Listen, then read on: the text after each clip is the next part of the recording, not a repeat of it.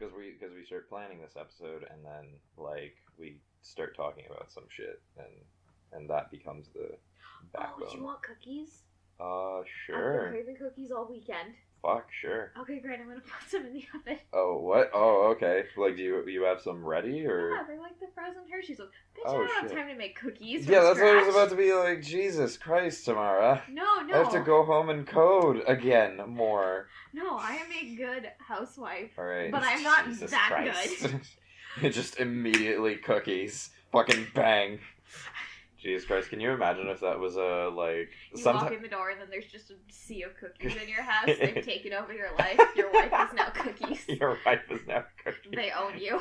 I was more thinking, like, I was, like... Because I feel like housewives are these incredibly talented people that I wonder if they're, like... When they become housewives, they get kind of indoctrinated into the society of housewives and get trained in housewifery. Yeah, there's a secret cult. Okay. And the biggest you thing... would know. Well, I've heard from my mother, clearly. Oh, okay. The biggest thing is that you must always carry Kleenex, and you need to have a purse that is like a bottomless pit for shit. Like everywhere on you, there must be There Kleenex? always has to be Kleenex. Like shuriken on a ninja? I swear. I will be in the weirdest fucking location with my mother, and I'll be like, man, I wish I had some Kleenex, and she'll just produce some. She's like, here, have some. And then it'll always be followed with, Tamara, why don't you carry Kleenex?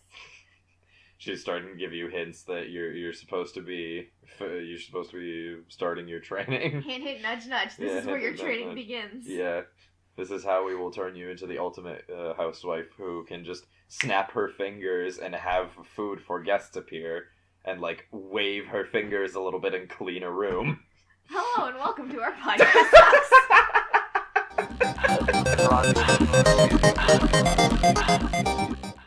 Here's your What is this show?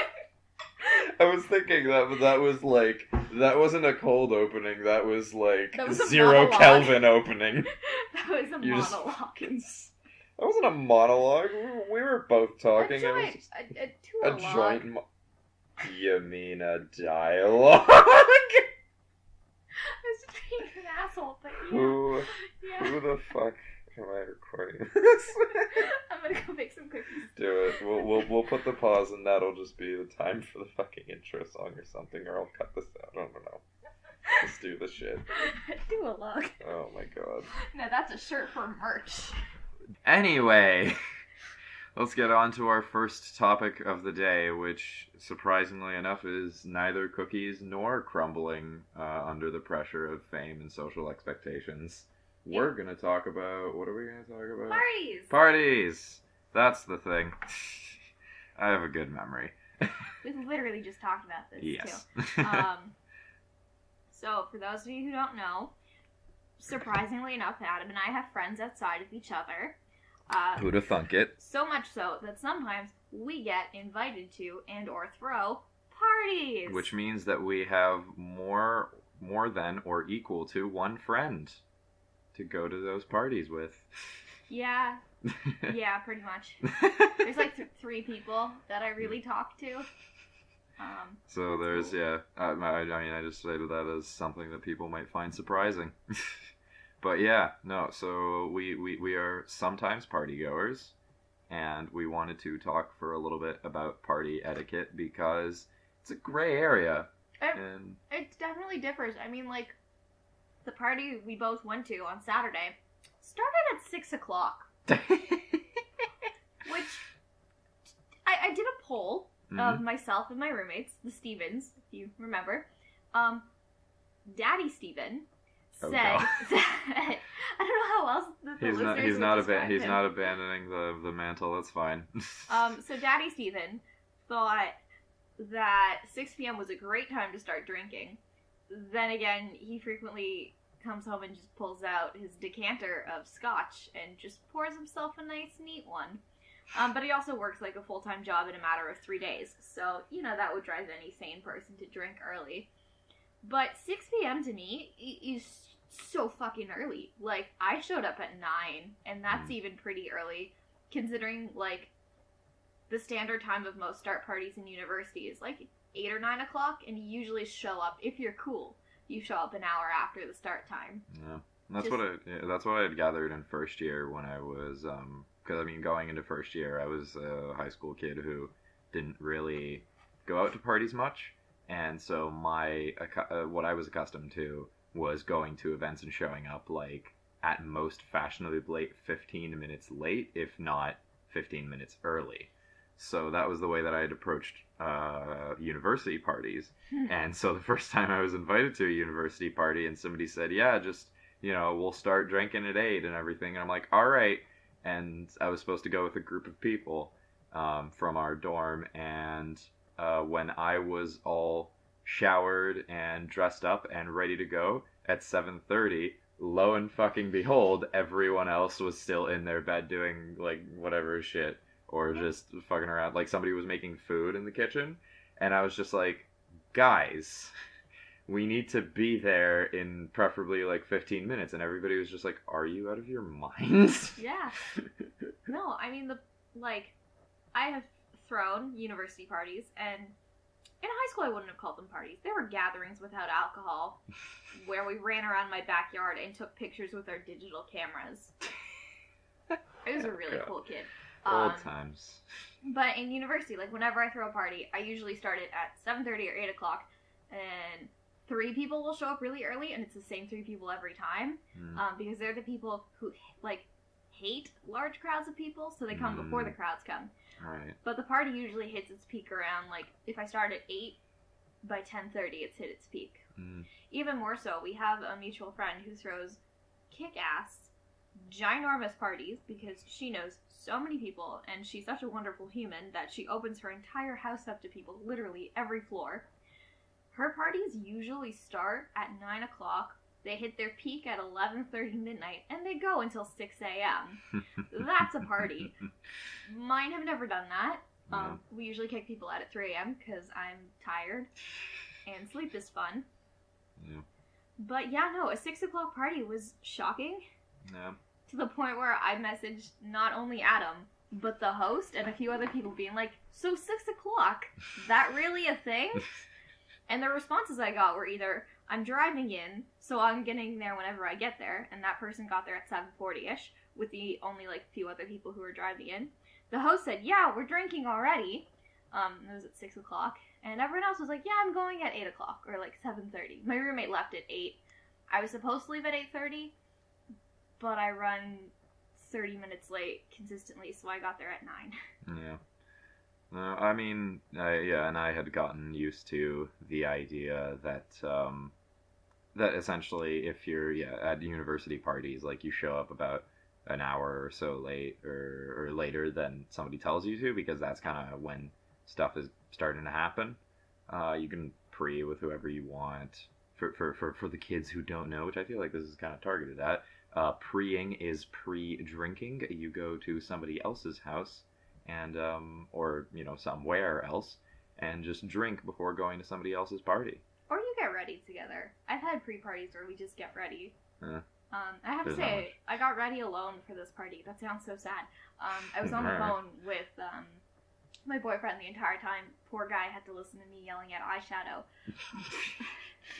But it was really fun. Like, you just got a bunch of girls or guys over, and, like, y'all get ready together. And, like, some people will start drinking as you're doing your makeup. I prefer to wait until my makeup's done. Like the guys who are sitting there watching all the women get ready and being like, yeah, so fireball, fireball, fireball. Yeah. We, at my birthday this year, my, like, legit official birthday party, there were 10 of us all getting ready in a hotel room that we had, like, rented. And it ended up being that I think I did every girl's makeup in some way, shape, or form. Like, I didn't do, like, everyone's like, their entirety of their makeup, but, like, a section of it. And the poor men y'all just stood there, started dancing and drinking, and it was great, because, like, we had the jams going. Oh, yeah. I sound like such a fucking loser saying that, but It was man, the it jams was great. going. Whatever, man. It was that was fun. But anyways, back to the topic of party etiquette. I guess we open this one up to. I mean, we open most of this up to the viewers, so maybe I will restate that at the end. But yeah, 6 o'clock parties, like. I mean, I'm down to drink whenever. Like, I grew up in a household that would start drinking basically with their morning coffee. Like, my parents put fucking Carolans and a lot of it into their coffee. It's just, you know. He's a wonderful human being. It works as creamer and sugar. I can tell you from her first-hand experience, it's a great way to drink coffee, and you are buzzed by the time you get to lunch. So, it's a good way to live life. Mimosas and what else is a typical brunch drink? I mean, like, I've done that. I've tried the day drinking exactly twice. Neither occasion was on St. Patty's, mind you. And man, I felt like shit for the rest of the day. Like, I hit a peak. I was like, man, I'm 2 mimosas in. Life's great. I just ate some brunch. And then afterwards, I'm like, I feel like crap. And normally I can handle my alcohol, but it was something about drinking before noon and then eating, like, an omelet. It was just like, oh, no. And I wasn't drunk. I was buzzed at best, but oh, God, I felt like shit. Yeah. No, I don't really get shit. I get joking shit for that. For being like advocating for day drinking, because to me it makes really no difference. Like it's okay, I'm Polish. Alcohol is alcohol, and any time is alcohol time. So I am like half a quarter. Yeah, I'm a quarter. Which I mean, well, were it not for any of like probably the fact that you're just a lightweight little white girl, then maybe you would be able to handle as much alcohol as I am. Also, I have quite a bit of like weight to distribute it through, but I just like the nice thing for me is at parties is I don't drink much. I'll drink maybe 2 cups of something, but like I nurse my drinks over a series of hours. So at best, I'm like happily buzzed hanging out with friends because it's a personal thing. I don't drink anymore, or drink much anymore. But I like me some wine. So I'm that bitch at the party carrying a bottle of wine and a cup because you can't drink straight from the bottle because that would be weird. Jesus Christ, you are so 30. I really am. I really like wine. Like, somebody brought hard liquor that, like, I do enjoy. Like, if I go out to a bar and they can make this drink, I'll order it. Consequently, it's actually named the Porn Star. Throwback to our Pamela Anderson conversation. Which I'm not even sure, yeah.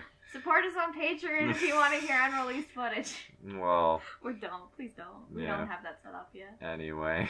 But, yeah, so... So they brought hard liquor, and I had some without, like, it's blue curacao, sourpuss, and Sprite if you want to make it a drink, but you can also make it a shot. And so I drank just the liquor part, and man... I miss my wine. Like, I like it, but I like the Sprite in there because I really water down my drinks because it's just also a tasting. Those are, like, you get sour and then you get just blue. Yeah. The taste of alcohol, unfortunately, is just, it is what it is, right? I like my wine, though. It's bubbly and white and probably dry and not very alcoholic tasting. It's $17, man. Okay, cool. You get what you pay for. Speaking of parties, you know what else is a party? Talking about things that influenced you growing up. Absolutely. That is the best kind of party. That's a great transition. Yeah, there you go. No, You're totally. Welcome. Making my job easier, one shitty transition at a time. Thank you, Tamara. So yeah, the other thing that we would like to talk about on this podcast, going blasting straight into our next little segment, is just media that influenced us as a child, which is pretty open-ended, which sounds like this is going to be a long-winded conversation, which it is. Yeah, it'll be good. I saw the creators of Do By Friday, another wonderful, wonderful podcast, have this conversation on their own episode. Please like, subscribe if you like Do By Friday. Yeah, like, comment, and subscribe if you like Do By Friday and are part of Cox's Cucks. Okay, that's the thing for the show. Anyways, so they had a conversation about their favorite albums and or bands of all time, and I was like, yo, let's do that. That sounds like a great episode, because I really enjoyed listening to it. And it was just a long-ass conversation, but that's what podcasts are. Essentially. So yeah, we just wanted to talk about some albums / media, TV shows, movies, whatever, I guess books maybe, if we ever shut up about the first 3 things that I mentioned. We're uncultured. Books come later. Books come later.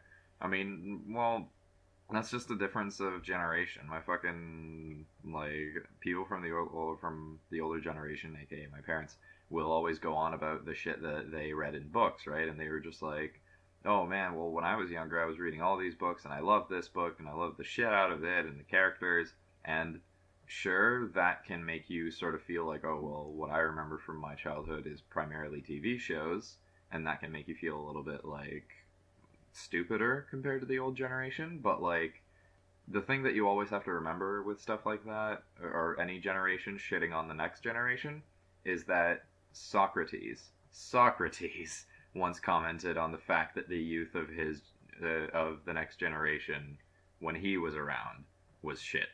I mean, also, let's be real, our generation doesn't do musicals, so we have that going for us. Yeah. I was gonna say, I read a lot as a child. Like, don't get me wrong, I did.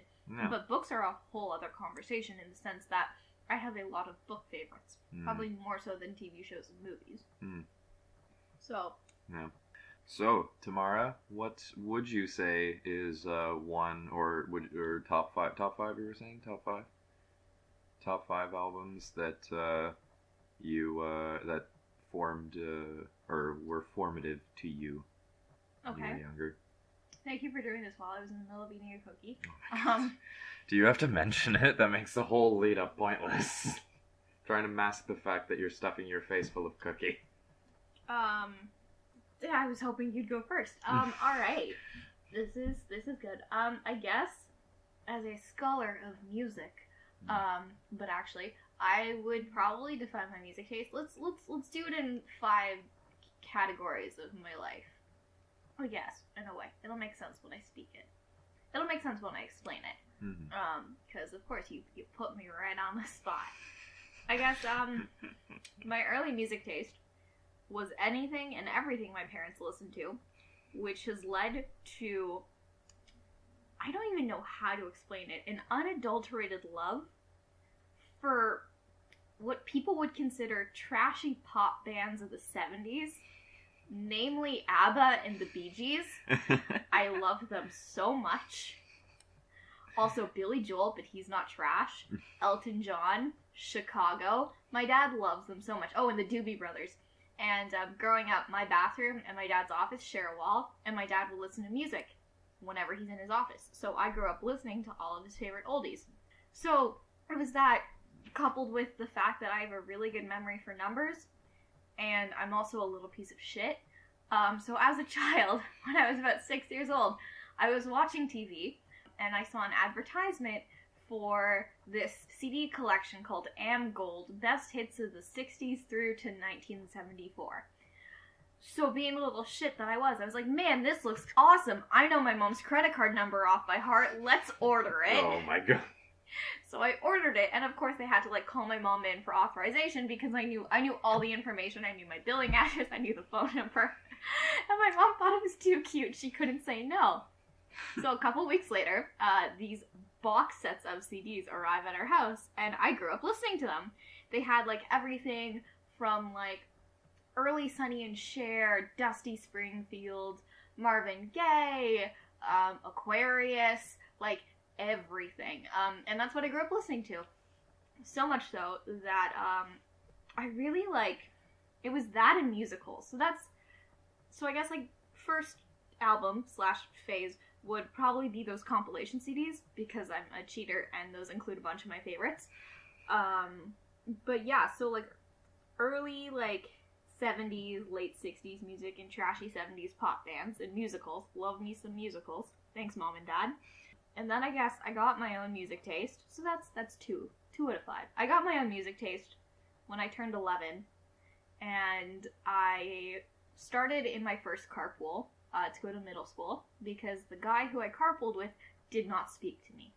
Okay. He wouldn't speak to anybody. He was polite, he'd say hello and goodbye, but nothing during the ride. And the ride to school was about 45 minutes. So, gotcha. It was painful at best.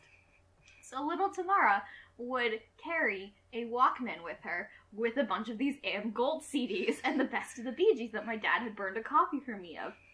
And my parents felt bad that this tiny 11-year-old girl was bringing 10 CDs to school every day. They were also worried the CDs would get broken. So they bought me an iPod, and I discovered iTunes. And over the course of middle school, I discovered the top 20 pop sensations, whatever. I was the most popular kid in gym class for a year because I had all of the top music that kept being released each week because I had an iPod. That was my prime. All went down from there. From there on in, Tamara's social life and career just plummeted. I mean, you hit peak popularity in 8th grade gym class. Like, you can't go much higher, man. Nope. I got asked to prom by 5 people. Damn. All for those tunes. In grade 8. I was mainly friends with most of them. Like, none of them were romantic in any way. But, that's my claim to fame. So, yeah, those are the first 2. I also want to have an honorable mention that I totally forgot about until this second. But after that, I guess. So, yeah, the top 20s. I guess something from that era that I don't hate right now, but I still do love, would be something along the lines of, like, the Jonas Brothers or Hannah Montana or High School Musical, because I was, like, on the cusp of being really into those things. Like, really into those things. Like, not so much so that I was obsessed with the Jonas Brother. I didn't have a favorite. But, like, I watched all of Camp Rock. I watched every episode of Hannah Montana. I loved Wizards of... Like, I was that Disney bitch. Love me some DCOMs, even now. Amazing. So much so that one of my best friends bought me a Disney Monopoly for my birthday. Because she knew those were my favorite shows. Incredible. So yeah, that's I guess the third genre. And then I discovered after that the indie and alternative section on iTunes. And from there I went into my still occurring hipster douchebag music phase. Edgy. Not edgy, but just like, what's your favorite band? Oh, you probably never heard of them sort of stuff. Like, ask me who my favorite band is and I'll tell you. Who is your favorite band? So currently my favorites are Peter, Bjorn, and John, the Zolas. Again, you've probably never heard of them. I see what you're saying here. So I'm that bitch. The 88, love them. They're wonderful. So yeah, that phase is still occurring. So like, it started off with like Two Door Cinema Club and Foster the People and like Tokyo Police Club. Love them all still to this day. And Lorde, I really liked Lorde. Still do. And then it kind of divulged into like even weirder stuff of like bands that, like, I went through my iTunes the other day and I found some old playlists and like, damn, the songs were good. I had like pretty good music taste. Like Free Energy was a really big band I loved. Temples. I really got into Neutral Milk Hotel, but like that's more well known. Yeah, it was that like still douchey hipster phase. But yeah, and then I kind of moved away from pop music and still kind of think it's mainly trashy stuff with people who can't really sing or write for shit, and it will never be as good as the oldies. But there's some history there.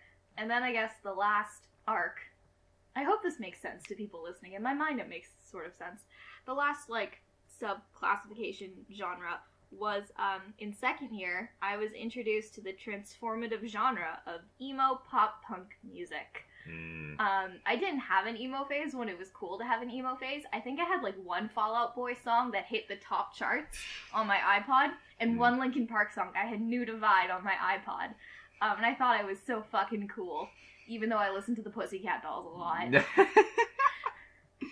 Just like one after the other on your, imagine that on your Spotify playlist. Just the Pussycat Dolls and frickin' Meteora or some shit. No, it was, I remember because I found the playlist. It was Buttons, then I Don't Care by Fall Out Boy, and then New Divide, and then a Sarah Bareilles song.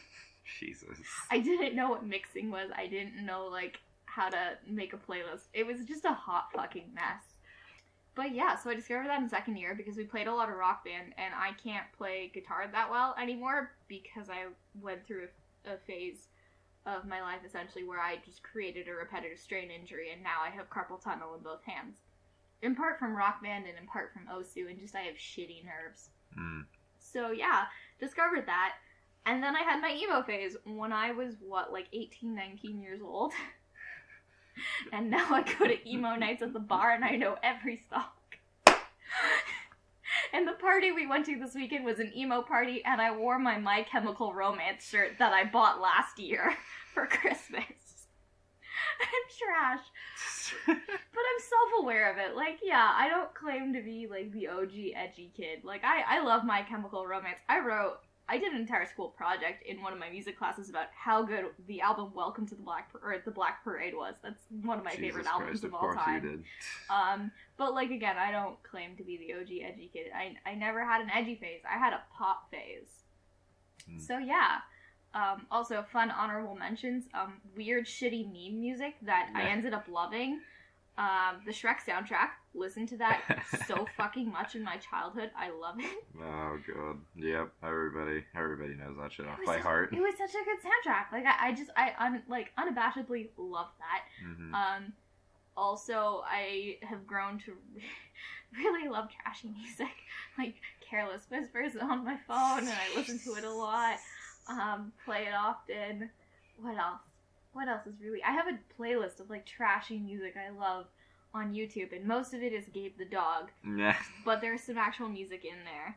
I love the shit out of you. I think you have a playlist of just, like, almost all the Gabe the Dog. Yeah, that's my shitty music playlist for parties. If anyone ever lets me DJ, I put that on. But not, like, DJ seriously. In order to teach them never to do so again. But not seriously. I have an actual party playlist with, like, the best of, like, pop, punk, bands you've never heard of, alternative stuff, and, like, some well-known bands. So think, like, you know, throw in, like, Teenagers, the new Killers album, Wonderful, Wonderful, like, specifically, like, Run for Cover, and then, like, The Virgins, or, like, Yukon Blonde. So, like, again, it's a good playlist, I've been told. I went to a party where I didn't know anybody in Montreal, and I DJ'd. Because I didn't know anyone, and I knew the host, so they're like, yeah, take the aux cord, whatever. And people came up to me like, I made friends that night because of my music taste. They're like, this is the best party mix ever. It literally caters to every music taste, except for EDM and rap. And I'm like... Hey. But yeah, no, so I guess that's my musical journey, so to speak. How about you, Adam? Or do you want to comment on stuff? I don't know. I mean, well, I can't... It's a discussion. It's a discussion. Jesus Christ, you told me not to speak with my mouth full. Jesus.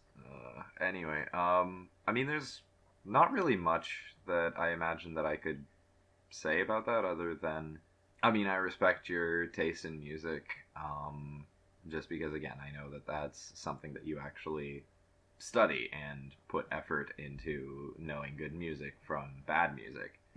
I don't know, you went through your formative phase, and actually it bears quite a few similarities to mine, because when I was growing up, I had the same thing happen to me with my early taste in music, which was essentially the fact that my parents have a lot of CDs. My parents really have a lot of CDs with good old music. Mine too. We didn't explore it at all. They just listen. I think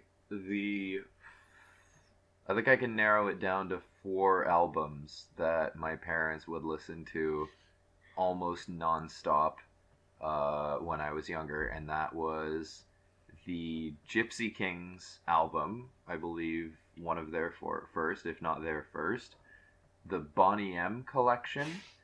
And, I fucking love Boney M.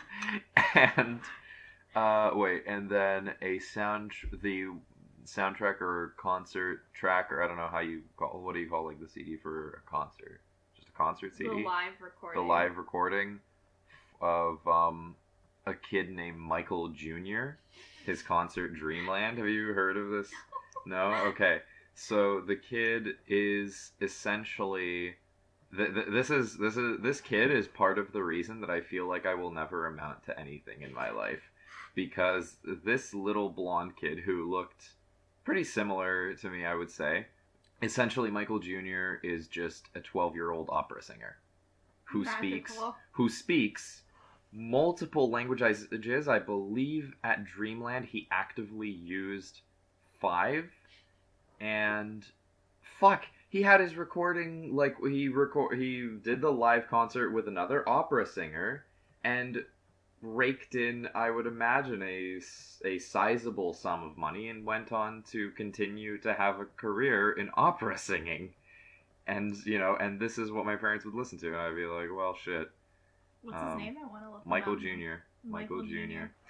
But, oh yeah. Oh my god, he's 31 now, and he's Belgian. Oh, look at him with this little hat! Yeah, but yeah, so that is a part of what my parents would listen to. I can't remember what the fourth album was going to be. But, so really we can narrow it down to 3. So that was my entire music taste. ABBA. ABBA was the other one. Oh, That's it. ABBA Gold. Oh, I was going to say which one. 4 CDs Ooh. is all I listened to when I was younger. Okay. And that formed everything that I knew about music because I didn't get a Walkman and I didn't get an iPod until I was in, like, almost high school, I think. But Adam, this is the most important question of the entire podcast. Which is? What are your top 3 ABBA songs? I'm gonna judge you so hard right now. Shut your fuck. I would say. It's a hard question. I would have to put it in no particular order. I'm not sure if it's called this, but Money, Money, Money. Yeah, that's what it's called. They were direct with their titles. Gimme, Gimme, Gimme, A Man After Midnight, yep. and it's a bop. And SOS, actually. It's a strong one. So a lot of this might be influenced heavily by Mamma Mia, but you know, I just really like chorus numbers. Though Gimme, Gimme, A Man After Midnight didn't actually, I think, show up in the theatrical release. Oh, was it? It was. Okay. It was when Sophie's trying to figure out which dad she has, and the mothers are like dancing around because they're all really like they're all very, very, very in the mood. I see. And there's many a glorious Greek men on the island. ABBA has a special place in my heart. I was in a production of not Mamma Mia. You'll never hear me talk about this again. It was a stage play of something with ABBA songs, and yeah, it was a good time. I had a blonde wig and go-go boots and a little disco outfit that was sparkly, and I looked like a little tartlet. When I was 16. No, I was 17. Boy. No, I was 16. Good times. Good times. I should never dye my hair blonde. I look dead. But anyway, so from that, what are your top 3s? Top 3 ABBAs? Ooh, okay. Voulez-vous. Okay. That's another spicy disco number. Waterloo. Dancing. Oh no, either Dancing Queen or Mamma Mia. I love both of them. Or SOS. I really like the entire Mamma Mia soundtrack, but like. To be fair, yeah, I like most of. Oh, I forgot to honorable mention to Does Your Mother Know That You're Out? Oh, that's a good one. Great one. That was one of the parody songs I was a part of. That and Voulez-vous. It was great. When you were 16, Voulez-vous? Yep. That's a sexually charged song we for a little girl. We changed the lyrics to something else, and it wasn't just me. There was another 16-year-old and a 15-year-old with me. Oh, that's weird. I have a video of that play, and no one will ever see it. I think it's on YouTube, part of it, too. It's weird. It's you say this is how you ask for an embarrassing video to go viral. I mean, like, here's the thing. Like, I don't dish it if I can't take it. Fair enough. Support us on Patreon. So if you want to see a YouTube link to the full, uncensored, and uncut version of Tamara apparently looking like a tartlet. Singing ABBA. Singing but not ABBA. But non-sexually charged ABBA. Yeah, no, it wasn't sexual. At least in my mind, it wasn't. Probably was a little bit. I was wearing a real short skirt. Anyway, so that's kind of the first chapter of the story. You want to pick 4 per chapter? I think you spoke really generally. I'll keep going. I mean, my other chapters are extremely short because otherwise, again, so for the longest time I was stuck listening to those because, again, I didn't really get an iPod until high school, and I didn't use money to buy stuff off iTunes. So, did you use LimeWire? Also not really. No, you were a good kid. Well, I wasn't Stealing is piracy? You know what? I admit absolutely nothing. All I'm going to say is that I didn't use LimeWire to download music. Jesus Christ, Adam.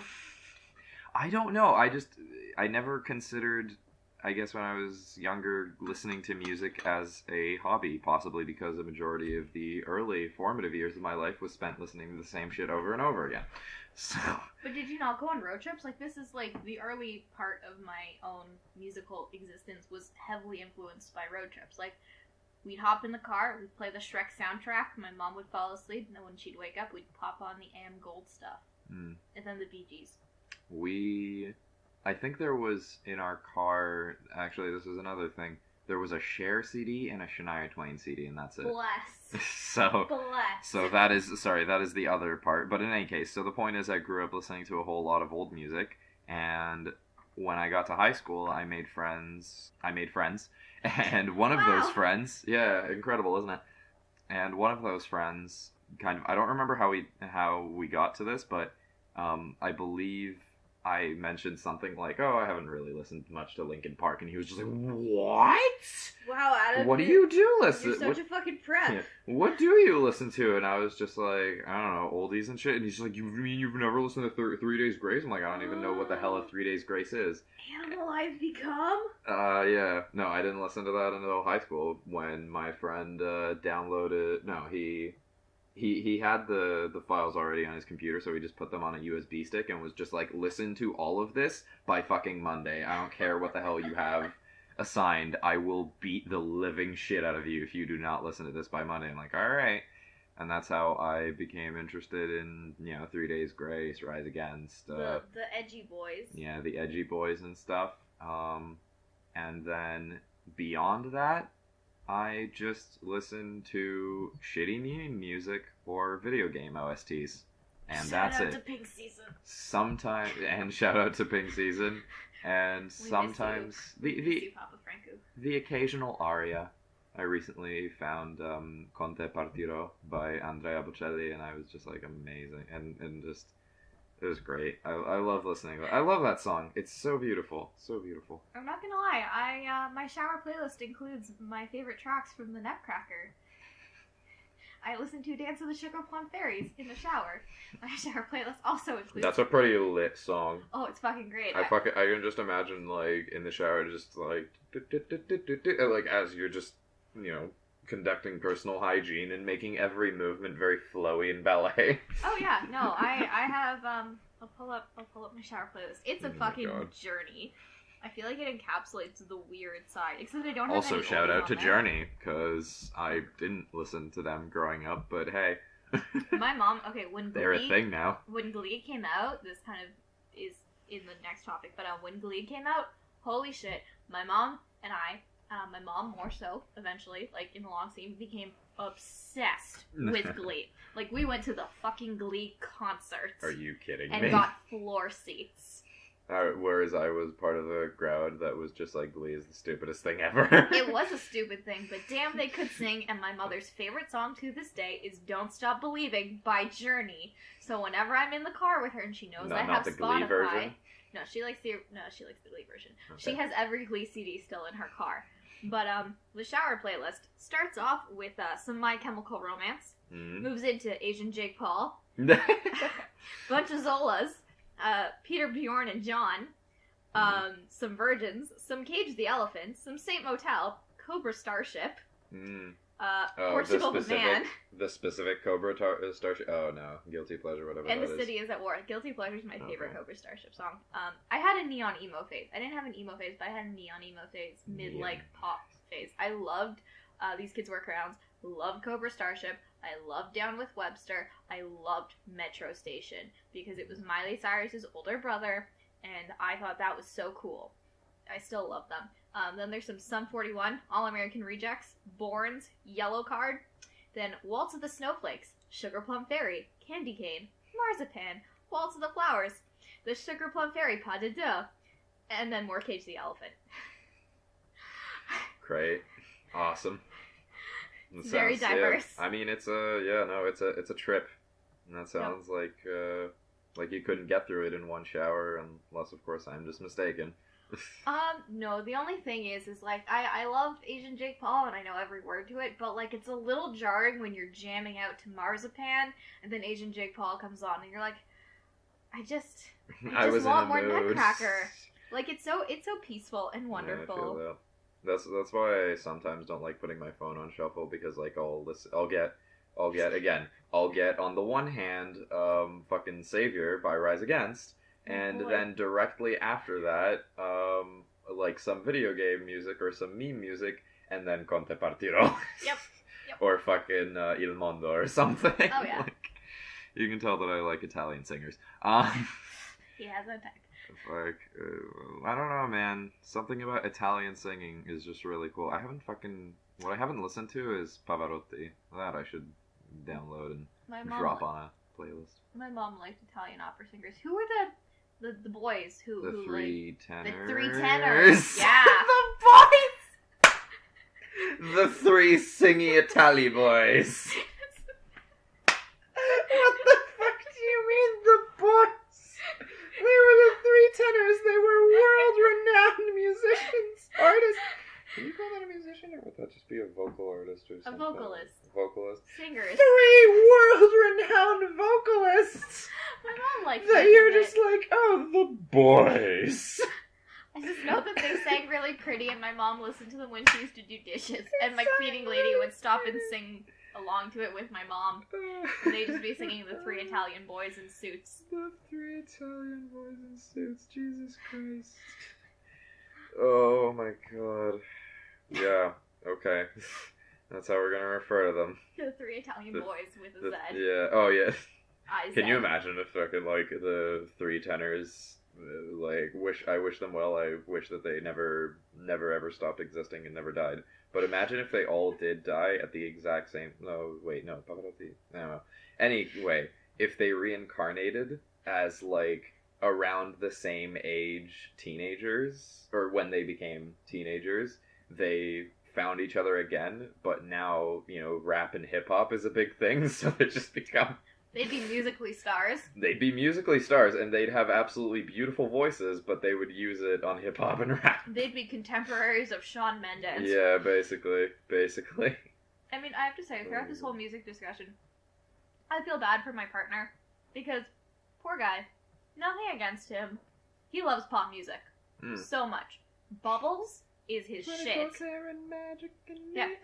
Anything top 40s, he loves. We'll get into an Uber, he knows all the words. The one thing we have in common is Michael Bublé, because my dad loves Michael Bublé too. And the next time he comes to concert, I'm gonna buy tickets for my dad and my boyfriend, and they're gonna have a great fucking time with all the middle-aged 40-year-old women. My mom went through a Michael Bublé phase, and Everyone I was just had like, a Michael of course. Bublé phase. No. Well, everybody's mom had a Michael Bublé phase. Did you not have one too? At the same time as my mother did, but at the same time also not. I mean, come on, everything? Hollywood? Ooh, his version of Save the Last Dance for Me. And, his version? That's not his song? No! Oh my god, it's an old Drifters song. Oh, okay. From the 50s.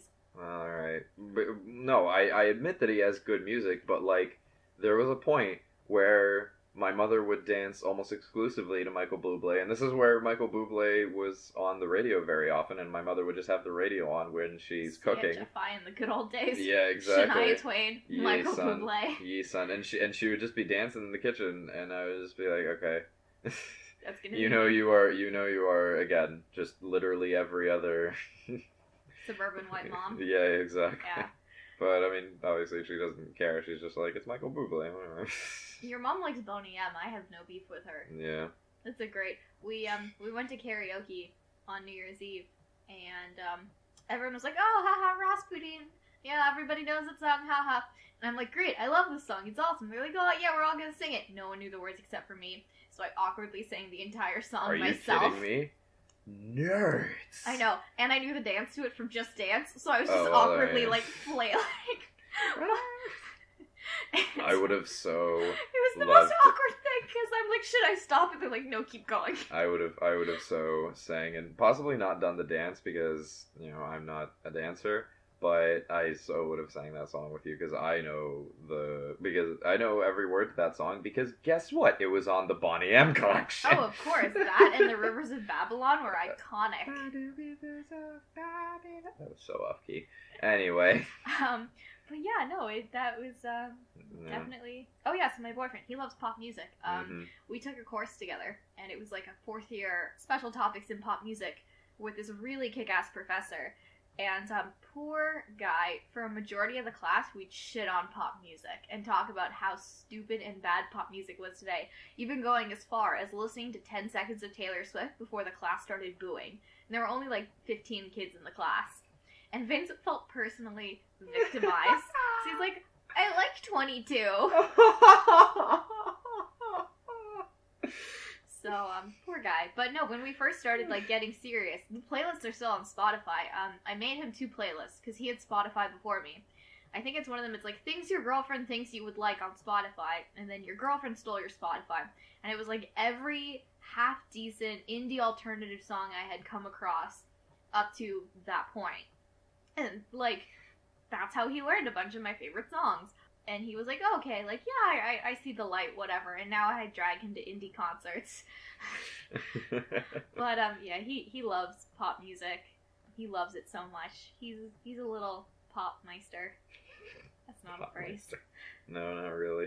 But hey, we've created words. At this point, we're about at the same level as Shakespeare.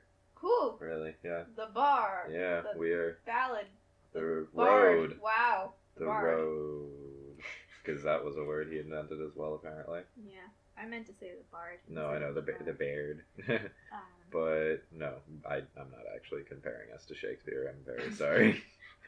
I actually don't want to offend his memory. It was way too good of a... Way too much of a treasure. Old Billy. Old Billy. No.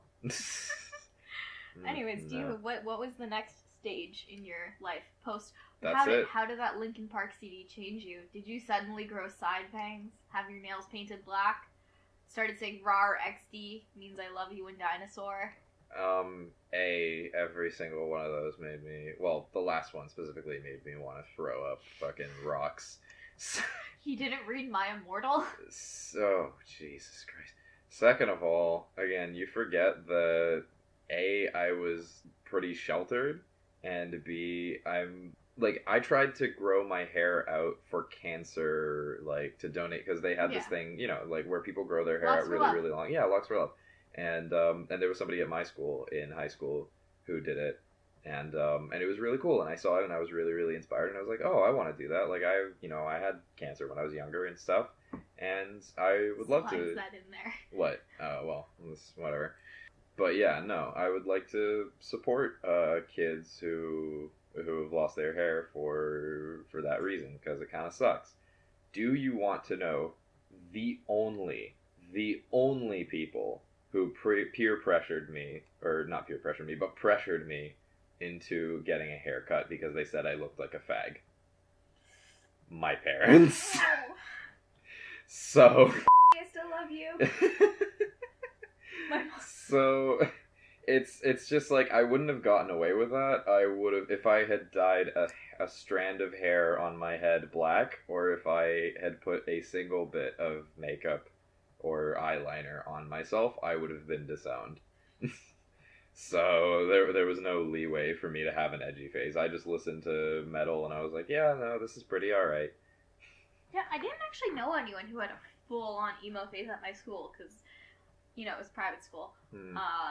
My one friend dyed his hair blue at one point. That was about as edgy as it got. But yeah, no one really had an edgy face. We were just like, a couple of my friends and I were just really into pretentious hipster music, and we all had Tumblr and would message each other on Tumblr. Oh, and we had Twitter, and we'd like tweet at each other in class and have email chains because we were fucking cool kids. Real cool. Yeah. So that was about it. But yeah, no. I don't know. You want to move on to traditional forms of media? You mean TV and Yes. movies? The movie.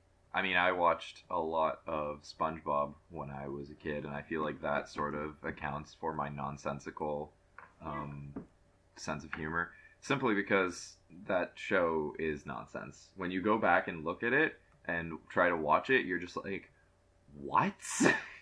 it's or at least I've had that moment that I've gone back and watched some of the episodes of SpongeBob that I was nostalgic about, and I was just like, what is going on?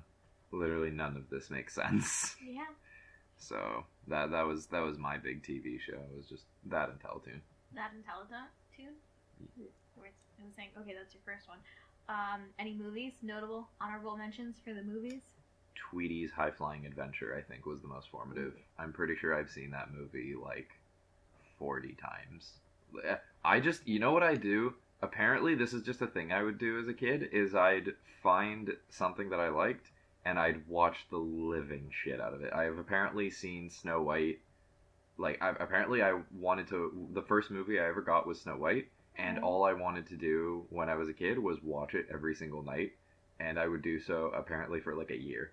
So my parents got pretty fucking tired of Snow White, and the same thing with like Teletubbies. My father had a recording of Teletubbies on like a VHS that I would watch when I was at his house. Again, multiple times.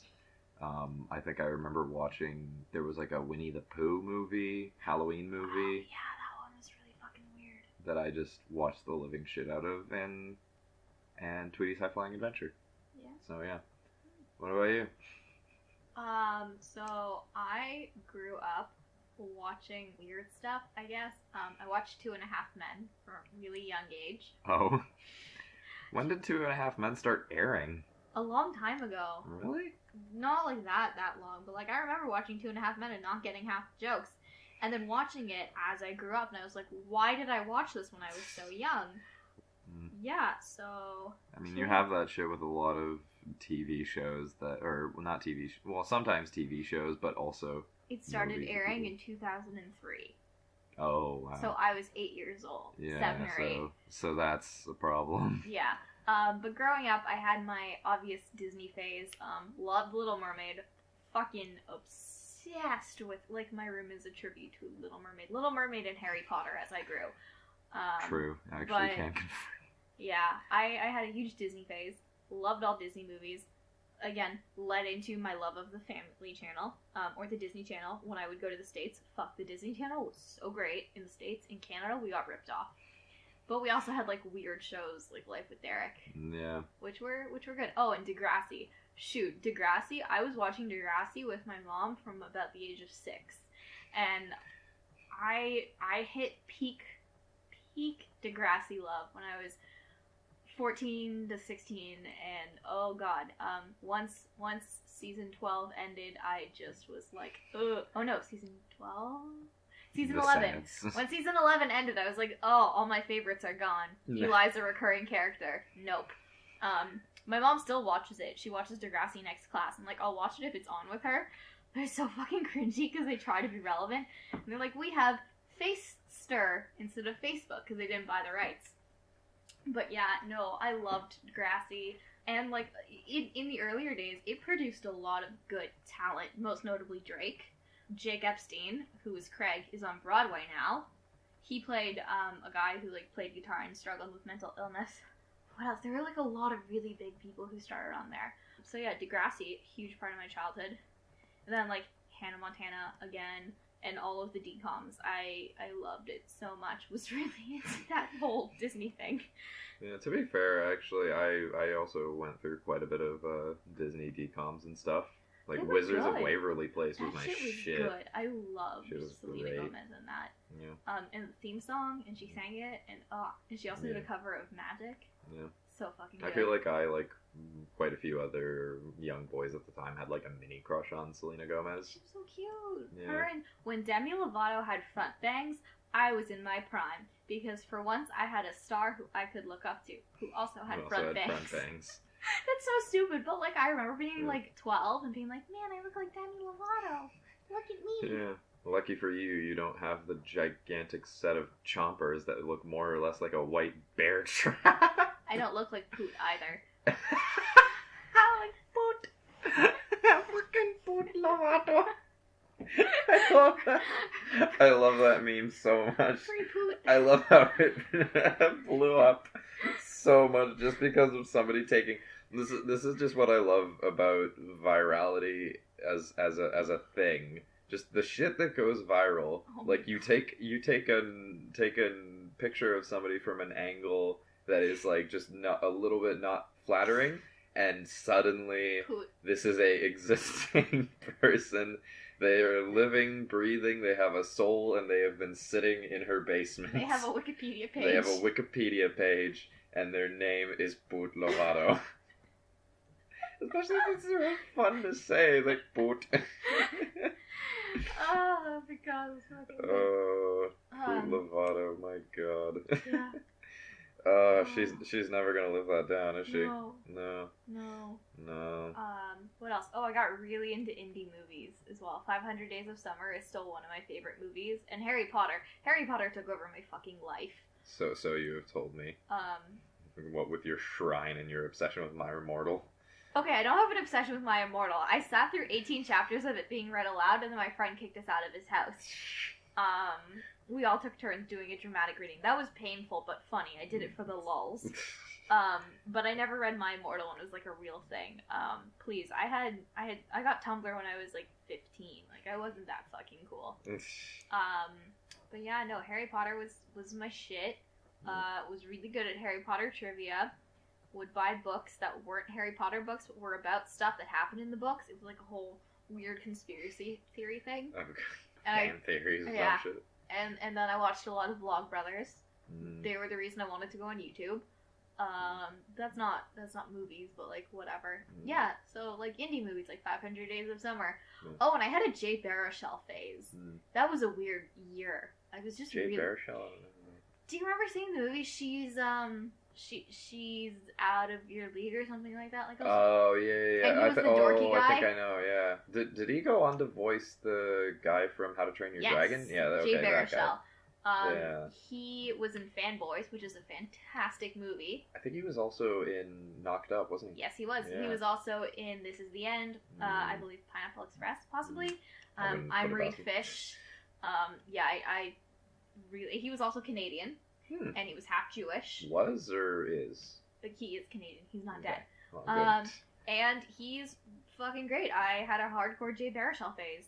Also, Josh Hutcherson, but like Josh Hutcherson pre-Hunger Games. Like I'm talking like Bridge to Terabithia was my favorite. I loved Anna Sophia Robb. I love Josh Hutcherson. Bridge to Terabithia, the book and the movie were my favorites. And Because of Winn-Dixie, that was also Anna Sophia Robb. And Little Manhattan, that was the movie. That was my favorite childhood rom-com. It is the most pure movie. Like, it's Josh Hutcherson is like a baby. Not a baby, but he's like 12. Small. Small. Oh my god, it's so pure. They like hold hands and they kiss once, and it's like a nightmare. It's so cute. It's so cute. Watch it. I mean, maybe. It's so cute. And the soundtrack is so good. That was the other thing. I got really into movie soundtracks. And it's kind of a funny story because I read the book and I love Ned Vizzini. Loved Ned Vizzini. And yeah, I got really into like that whole indie movie thing. And I still like watching indie movies and whatnot now. Like I watch trailers on YouTube for unreleased stuff. Oh, and New Girl. New Girl was, that was Zooey Deschanel as Summer was, and Joseph Gordon-Levitt. Yeah. And he too was in that movie.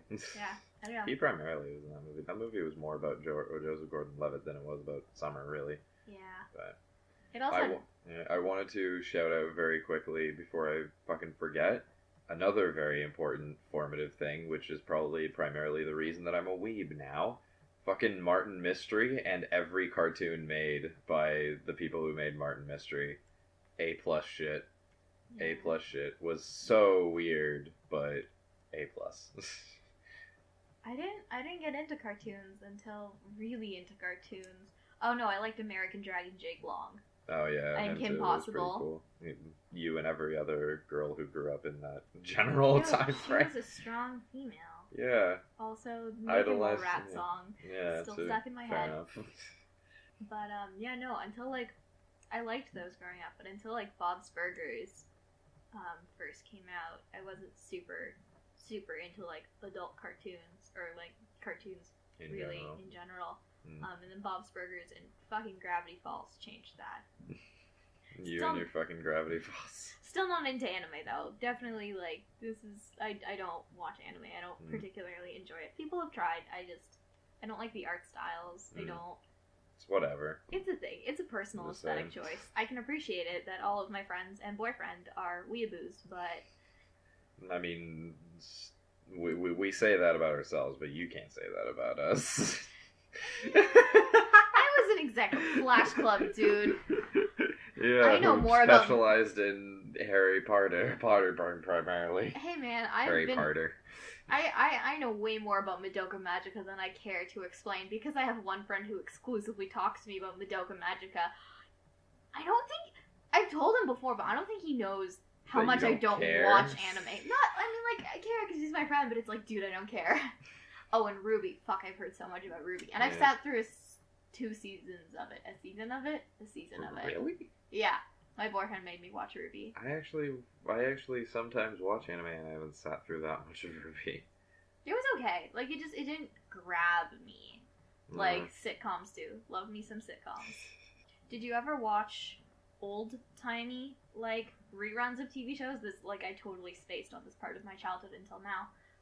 But did you ever watch, like, old-timey TV shows? Like, Who's the Boss or, like, Cheers when they do reruns on TV?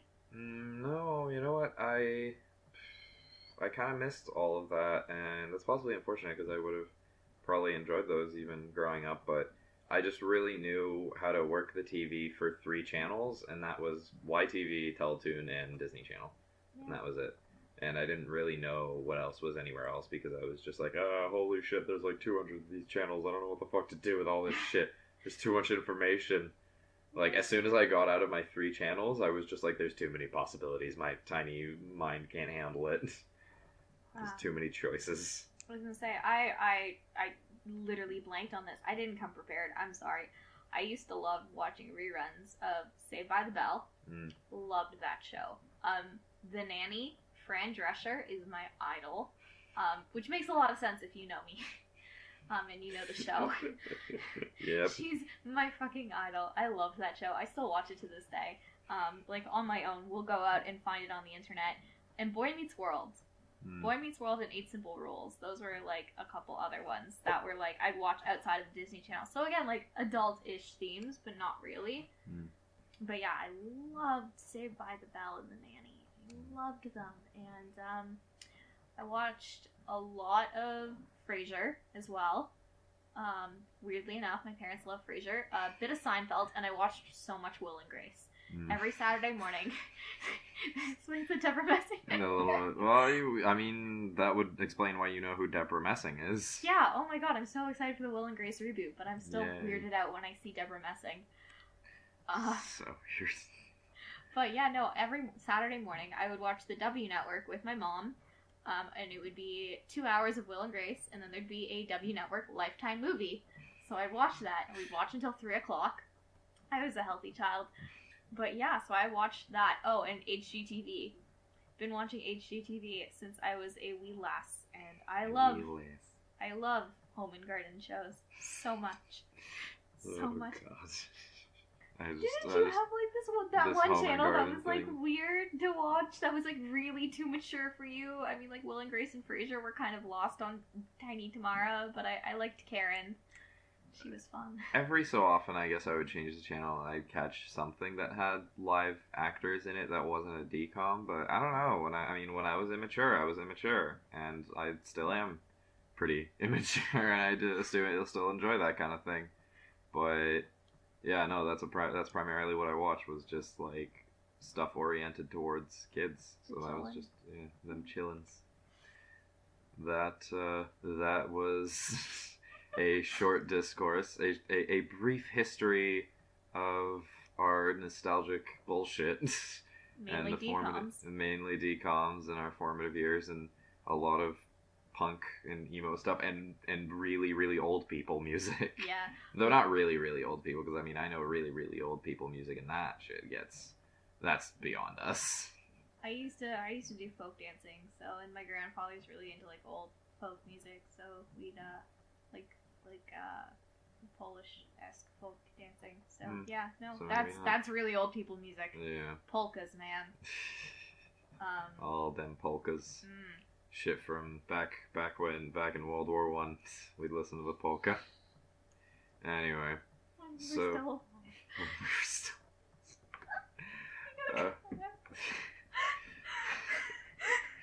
So. Jesus Christ, my grandparents really listened to that time. I don't know. Their radios got taken away. Fortunately, yeah, I can get a lot of it out. You should totally vamp us out with a really bad mashup of some High School Musical, ABBA, and MCR. All at the same time.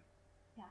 Done. Like the background music for one, the vocals for one, and like the harmonies for another.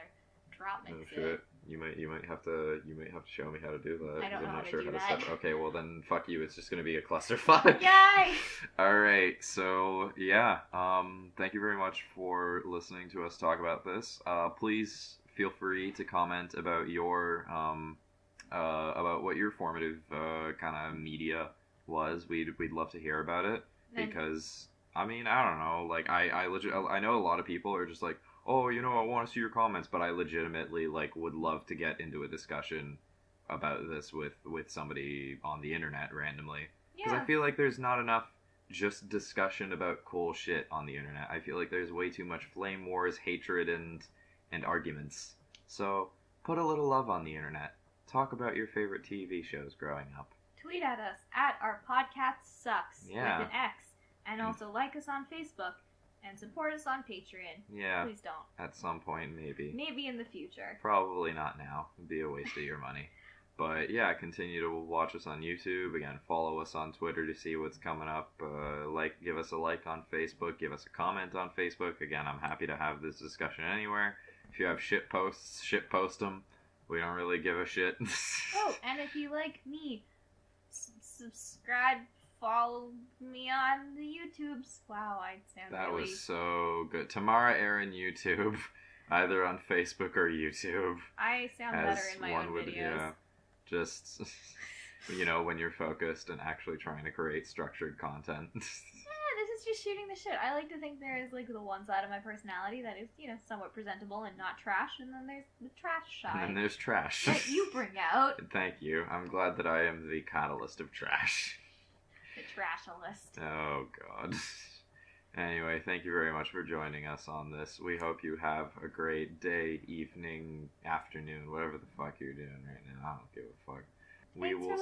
Thanks for listening. We will see you in the next episode. Cue the chaos.